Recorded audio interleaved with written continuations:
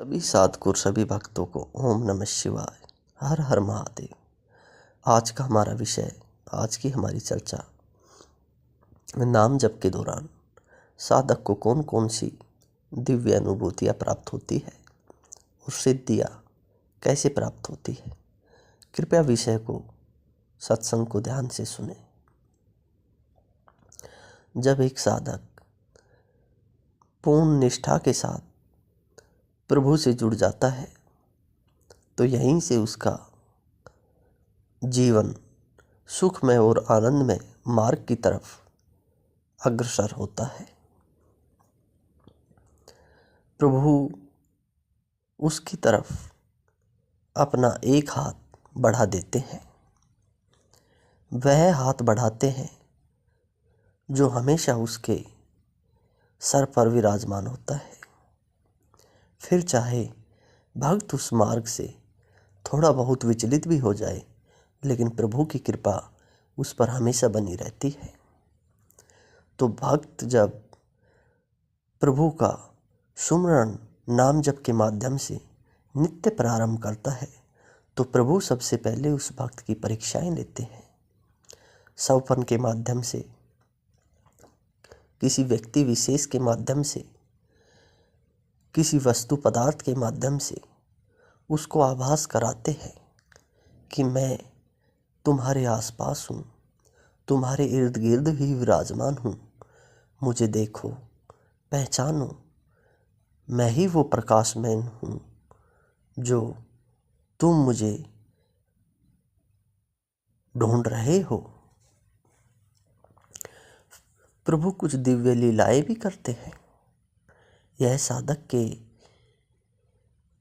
मस्तिष्क पर कुछ ऐसा प्रभाव छोड़ते हैं जिससे वो उनकी लीलाओं को महसूस करने लगता है। फिर जब लंबे समय तक नाम जप साधक करता है तो कुछ सिद्धियां भी उन्हें प्रारंभ हो जाती है। जैसे साधक के द्वारा बोले गए वचन सत्य साबित होने लगते हैं, क्योंकि प्रभु उस साधक के हृदय में विराजमान हो जाते हैं। जब साधक निरंतर नाम जप कर रहा है तो उसका अंतःकरण निर्मल होना प्रारंभ होता है और निर्मल हृदय में ही प्रभु विराजमान होते हैं। और साधक जो वचन बोलता है वह स्वतः सत्य ही साबित होने लगते हैं। यह उसकी प्रारंभिक प्रथम अवस्था है।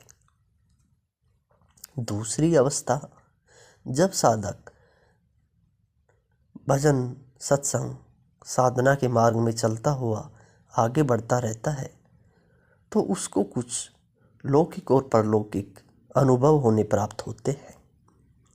कुछ विचित्र घटनाएं जो भविष्य में घटने वाली है या घट चुकी है, साधक को पता लग जाती है।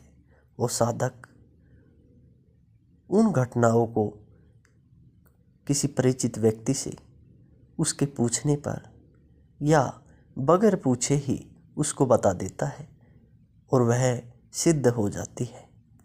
यह उसका दूसरा मार्ग है। तीसरा मार्ग, साधक के मस्तिष्क के ऊपर एक प्रकाश विराजमान हो जाता है। यह साधक के चेहरे पर जो कांति है, प्रकाश है, यह प्रभु की उसको दी हुई एक अलौकिक चमक है। इससे साधक हमेशा प्रसन्न रहता है। वह उदास नहीं दिखाई देता। उसके चेहरे पर ताजगी, प्रसन्नता हमेशा दिखाई देती है।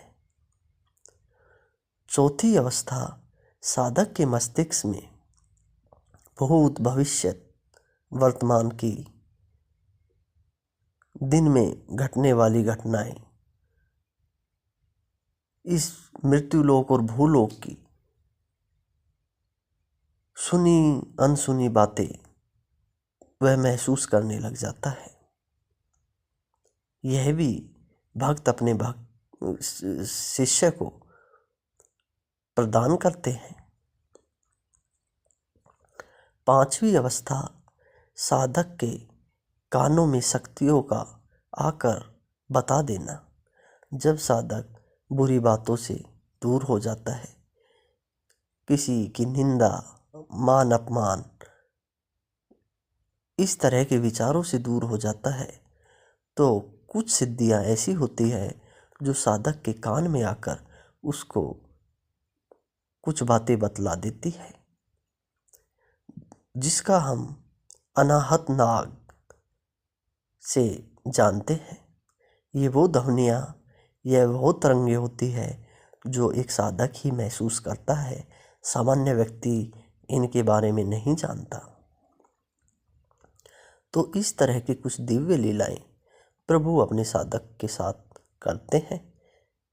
उन्हें महसूस होता रहता है कि इस सृष्टि में, इस ब्रह्मांड में, मैं जिसके नाम के स्मरण पर निर्भर हूँ, उसके सानिध्य मेरे ऊपर हमेशा बना हुआ है। लेकिन ये छोटी छोटी लीलाओं से भी साधक कहाँ संतुष्ट होने वाला होता है। वह तो उस परम पिता परमात्मा प्रभु का साक्षात दर्शन करने के लिए बहुत ही बेचैन होता है। और जब तक वह प्रभु का दर्शन नहीं कर लेता, तब तक उसे सुख की प्राप्ति नहीं होती। फिर साधक एक नए जोश के साथ आगे बढ़ता है। वह प्रभु से साक्षात करना, प्रभु से बातें करना, प्रभु का दर्शन करना, इस तरह के उसके मन में ख्याल आने लगते हैं। जब भक्त और भगवान का संबंध बहुत गहरा हो जाता है, तो फिर भक्त अपने प्रभु का जब भी स्मरण करे तो उसके इष्ट उसे दर्शन देते हैं, उससे बातें करते हैं। और वह सब एक सामान्य व्यक्ति की कल्पना से बहुत परे होता है। लेकिन यह सब नाम जप से ही संभव है। नाम जप की महिमा बहुत अपार है। उसका हम और आप अनुमान नहीं लगा सकते।